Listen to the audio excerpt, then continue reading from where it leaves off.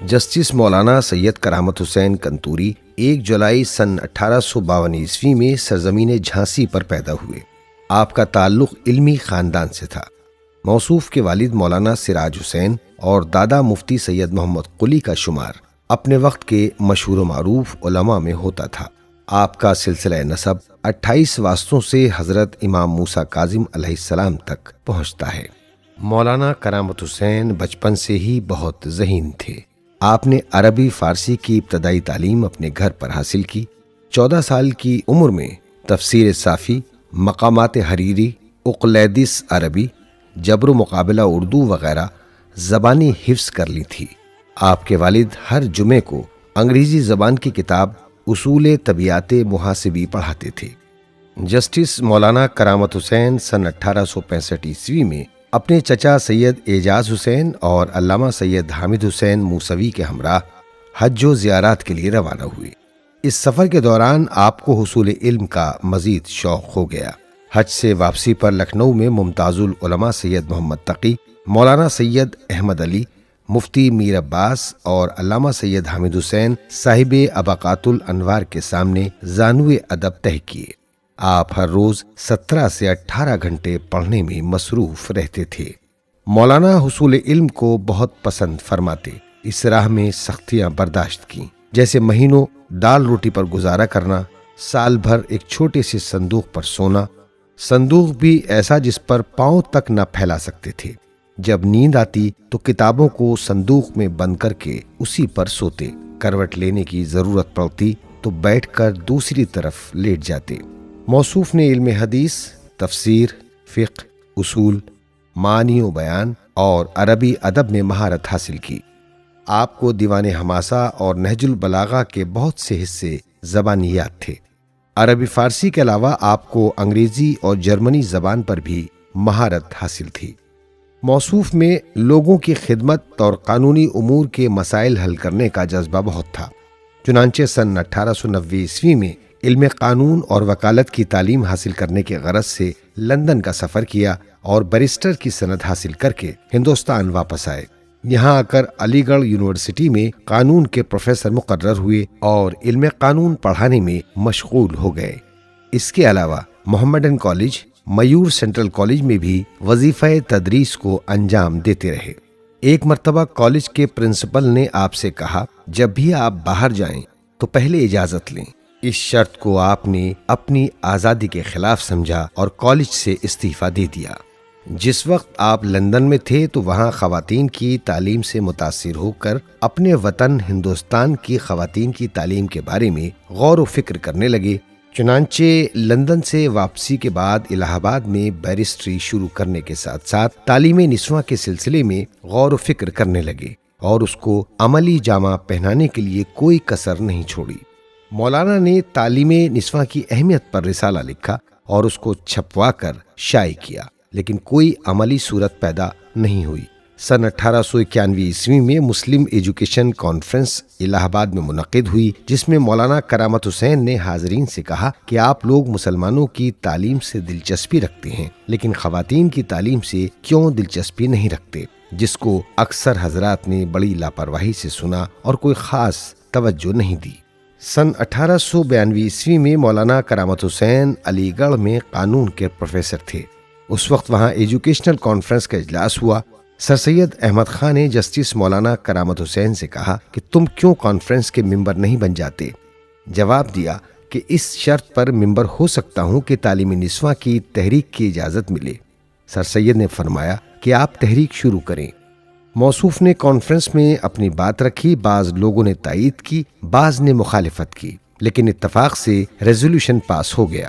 راجہ جے کشن جو سر سید احمد خان کے مہمان تھے، اجلاس کے بعد انہوں نے جسٹس کرامت حسین کو بلایا اور پوچھا کہ جو قرارداد آپ نے پاس کرائی ہے وہ صرف کاغذی ہے یا کچھ کرنا چاہتے ہیں؟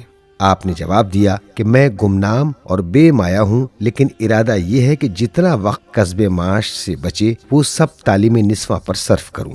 کالج کھولنے کے سلسلے میں پہلا جلسہ ہوا، جس میں مشورہ کیا گیا کہ کالج الہ آباد میں کھلے یا لکھنؤ میں، اور تمام اختلافات کے باوجود یہ طے پایا کہ لڑکیوں کا کالج لکھنؤ میں کھلے۔ لہٰذا مولانا کرامت حسین نے لکھنؤ میں کالج کی بنیاد رکھی جس کو کرامت حسین مسلم گرلز کالج کے نام سے پہچانا جاتا ہے۔ اس کالج کو قائم کرنے میں آپ کو بہت مشکلات کا سامنا کرنا پڑا۔ اکثر لوگوں نے کہا کہ کوشش کرنا عبث ہے اور کامیابی نہیں ملے گی۔ مولانا کرامت حسین کے ایک دوست نے ان سے کہا کہ اس نازیبا حرکت سے باز آ جاؤ، خدا کے یہاں ذلیل و رسوا ہونا پڑے گا۔ لیکن مولانا اپنے ارادے میں بہت مستحکم تھے۔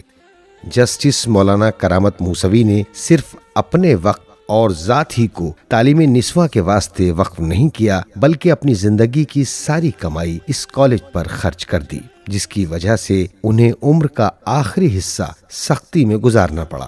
مگر یہ آپ کی کوشش اور خلوص کا ہی نتیجہ ہے کہ آج بھی کرامت حسین کالج لڑکیوں کو دولت علم سے سرفراز کر رہا ہے۔ آپ کو درس و تدریس سے بہت لگاؤ تھا۔ بہت سے شاگردوں کو دیوان حماسہ، دیوان متنبی، تفسیر مجموع البیان، نہج البلاغہ، قوانین الاصول جیسے مضامین کی تعلیم دی۔ مولانا کرامت حسین نے تمام تر مصروفیات کے باوجود تصنیف و تالیف کا دامن ہاتھ سے نہیں جانے دیا اور بہت سے آثار اپنے بعد والی نسلوں کے لیے چھوڑے، جن میں آپ کی پہلی تصنیف نجاست طعام اہل کتاب تھی، جسے علامہ سید احمد علی نے دیکھ کر بہت تعریف کی اور کہا، میں آپ کے لیے اجازہ اجتہاد تحریر کر دیتا ہوں۔ مولانا سید کرامت حسین موسوی نے اجازہ لینے سے انکار کر دیا۔ آپ کی دیگر تصانیف میں رسالہ تعلیم نسواں، رائٹ اینڈ ڈیوٹی انگریزی، سائنس آف لا، فقہ اللسان اور رسالہ فی امور العامہ وغیرہ شامل ہیں۔ آپ معلم، مصنف اور جسٹس ہونے کے ساتھ ساتھ بہترین مقرر بھی تھے۔ موصوف کی تقریر سادہ، مختصر اور مؤثر ہوتی تھی، جسے سامعین آسانی سے سمجھ لیتے تھے۔ آپ نہایت ذہین، سادہ مزاج، سخی، صاف گو، وعدے کے پابند، قناعت پسند، مہمان نواز، خوددار اور خوش اخلاق انسان تھے۔ امیر و غریب سب کے ساتھ یکساں سلوک کرتے۔ جو شاگرد آپ کے پاس پڑھنے آتے ان کے احترام میں بھی کھڑے ہو جاتے۔ آخر کار یہ علم و ادب کا مہتاب 19 اپریل سن 1917 عیسوی کو لکھنؤ میں غروب ہو گیا۔ انتقال کی خبر سے تمام علمی حلقوں میں غم کی لہر دوڑ گئی۔ شاگردوں کو یقین نہیں آ رہا تھا کہ ان کا مہربان استاد دنیا میں نہیں رہا۔ نماز جنازہ علامہ ناصر حسین کی اقتداء میں ادا کی گئی۔ مجمع کی ہزار آہ و بکا کے ہمراہ کربلا تال کٹورا لکھنؤ میں سپرد خاک کر دیا گیا۔ پورے ملک میں تعزیتی جلسے منعقد ہوئے۔ الہ آباد ہائی کورٹ اور کرامت حسین مسلم گرلز کالج میں بھی آپ کی رحلت پر تعزیتی جلسے میں آپ کی خدمات کو سراہا گیا۔ اخبارات نے آپ کے انتقال پر غم کا اظہار کیا۔ نظمیں اور تعزیتی مضامین لکھے گئے۔ یوں یہ عظیم عالم دین، معلم، وکیل، جسٹس، خطیب اور مصلح قوم ہمیشہ کے لیے رخصت ہو گئے، مگر ان کا لگایا ہوا تعلیمی پودا کرامت حسین گرلز کالج آج بھی سر سبز ہے۔